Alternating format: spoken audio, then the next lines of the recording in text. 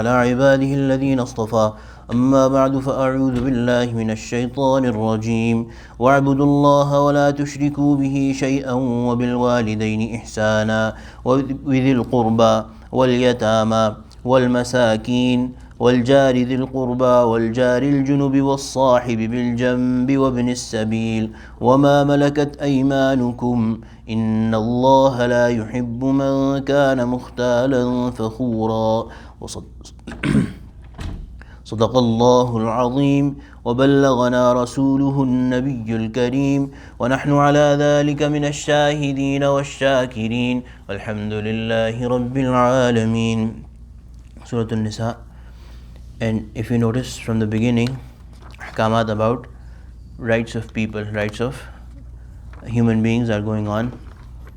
And this ayah, Allah subhanahu wa ta'ala, in this one ayah, very comprehensive ayah, Allah subhanahu wa ta'ala has emphasized upon fulfilling the rights of many other human beings at different levels.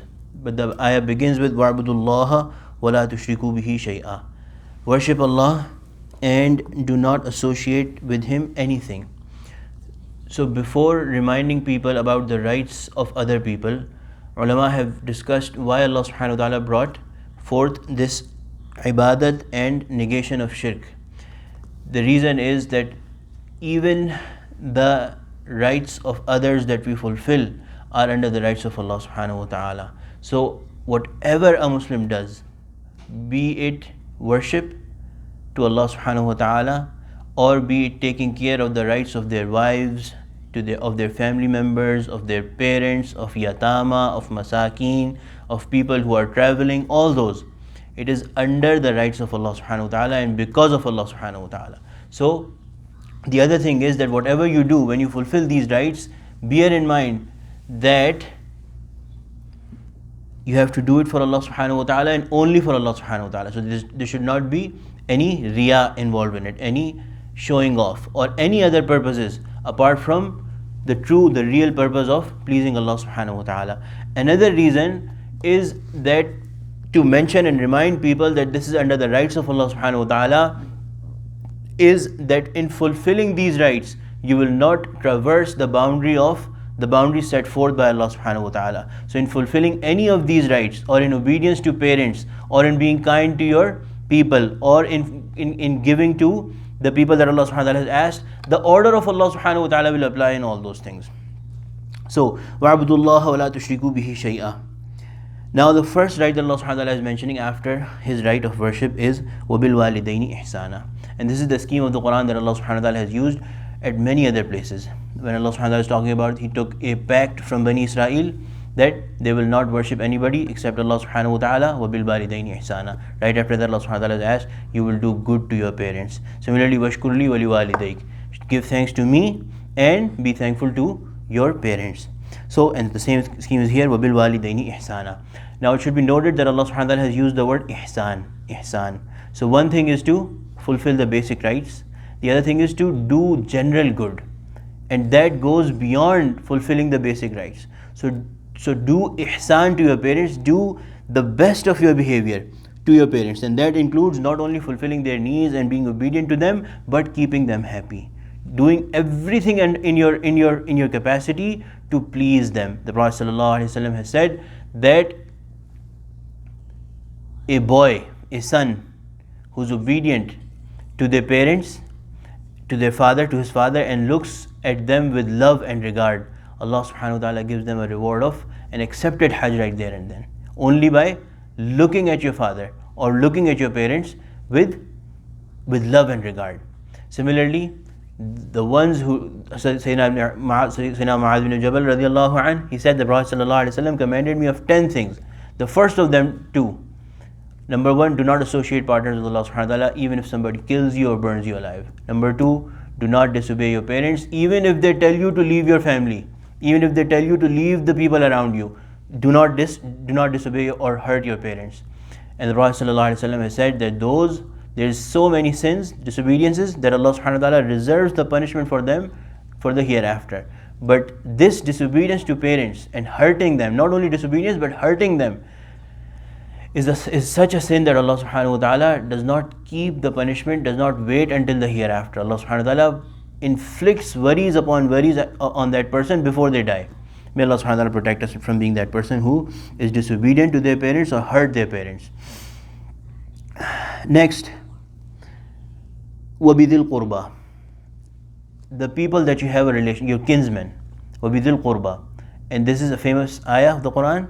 We always recite it, most of the places it is recited, إِنَّ اللَّهَ يَأْمُرُ بِالْعَدْلِ وَالْإِحْسَانِ وَإِيتَاءِ ذِي الْقُرْبَى, that fulfill the rights, give to the people that you are related with, your relatives, and especially those who are related, close relatives like your brothers, your sisters, your parents are of course are there, but then your uncles, your aunts, those relationships, close blood relationships. So take care of those relationships. And the Prophet ﷺ has said that whoever wishes that their rizq, their provision becomes plenty and abundant, they should take care of the needs of their relatives. وَبِذِي الْقُرْبَى وَالْيَتَامَى, and here of course in the beginning of the surah there's been a long discussion about the rights of yatama, but here Allah subhanahu wa ta'ala has repeated it. And one reason ulama have written here is that not only the people that are related to you, but also take care of the rights of general orphans. Orphans, general orphans, even they may not be related to you, but be kind to them, be gentle to them. The Prophet ﷺ has given a lot of, there's so many hadiths to this effect, that somebody who takes care of an orphan, they will be with the Prophet ﷺ in Jannah. They will be with the Prophet ﷺ on the hereafter. Though the best of the houses of Muslims is the one in which a yatim is being taken care of, is being shown good attitude to, and the worst of the houses is the one that in which a yatim is being kept with a bad attitude. May Allah subhanahu wa ta'ala protect us. Wal masakeen, so wal yatama wal masakeen, not only your relatives, the ghuraba, the masakeen, the poor people, the needy people in the general community as well, take care of them. Wal jari dhil qurba wal jari al junub. Jar is basically neighbor, your somebody who is close to you. But jari dhil qurba wal jari al junub. Acha. So jari dhil qurba, ulama have written three different meanings to jari dhil qurba and jari al junub. One is dhil qurba would be the one right next door, whose wall you share between your houses, and the jari al junub would be the one who is a neighbor of a little far, so apart from that close vicinity, people of the far. So imagine how specific Allah subhanahu wa ta'ala is being. Not only your neighbor is not only the one who's right next door to you, but people who are a little farther from you, even they are also your neighbors, and Allah subhanahu wa ta'ala is mentioning them in one ayah where Allah subhanahu wa ta'ala is mentioning huququl ibad. Allah subhanahu wa ta'ala is taking care to mention not only your close by neighbor, but the one who's farther. Another meaning that ulama have explained is somebody who is related to you, qurba, qurbat, qarabat, somebody who is related to you versus the one who is not related to you. Both have rights. The third is that, in fact the second is that the one who is Muslim and the one who is not Muslim. So jari dhil qurba would be the one who is related to you by the relation of Islam, and the one who is not related to you by the relation of Islam. All these kinds of neighbors have rights. The Prophet ﷺ said that Jibreel alayhi salam kept on coming and telling me about the rights of neighbors and emphasizing the rights of neighbors, so much so that I thought that Allah subhanahu wa ta'ala is going to prescribe a share for them even in the inheritance of people.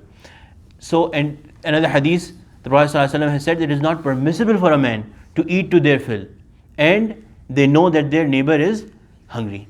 So, and then this is also this explanation, those three explanations that I told you, they are based on a hadith. The Prophet ﷺ said that there's three kinds of neighbors to you. Some have three rights upon you, some have two rights upon you, and some have only one right upon you. So the neighbor with a single right would be a non-Muslim neighbor.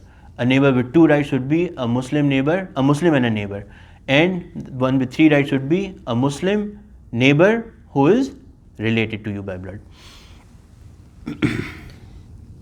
وَالصَّاحِبِ بِالْجَنْبِ, a companion at your side. So this would mean not a permanent companion like a neighbor, but you are going somewhere and somebody is traveling with you. You're sitting somewhere and somebody is sitting with you. الصَّاحِبِ بِالْجَنْبِ, your person to your side, at your side.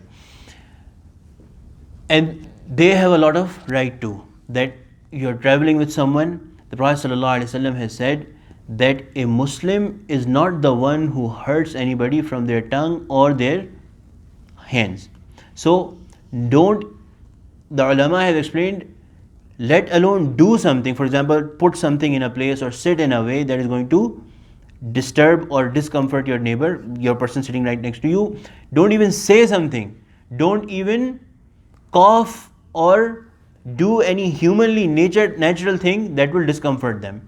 And of course, do not even, let alone all these things, do not even look at them in a way that will discomfort them, or touch them in a way that will discomfort them. Now imagine how important these things are. Allah subhanahu wa ta'ala is talking about them in the Quran.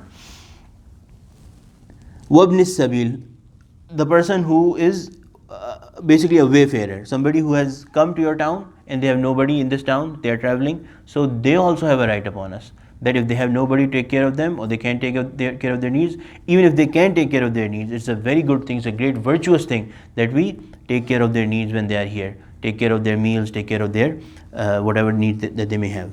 وَمَا مَلَكَتْ أَيْمَانُكُمْ, and whatever you rightfully possess, whatever is owned by you, and that refers to slaves, bondsmen and bondswomen.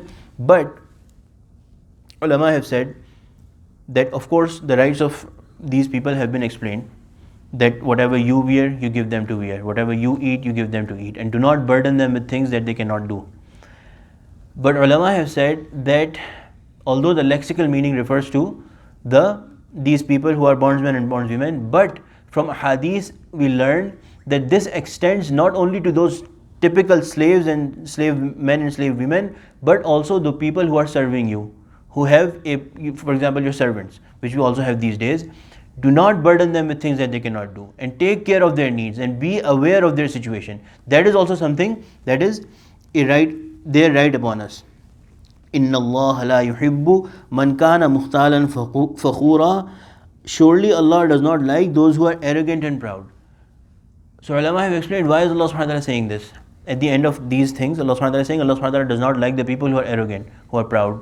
The reason is that, and the next ayat it comes in detail, that the people who have a habit of showing off, the people who are arrogant, they are the ones who are most likely to not fulfill these rights. Who are arrogant, who have kibr in their heart, who think themselves to be high and others to be lowly, because they just don't have the time, and they don't have they won't even think about anyone else.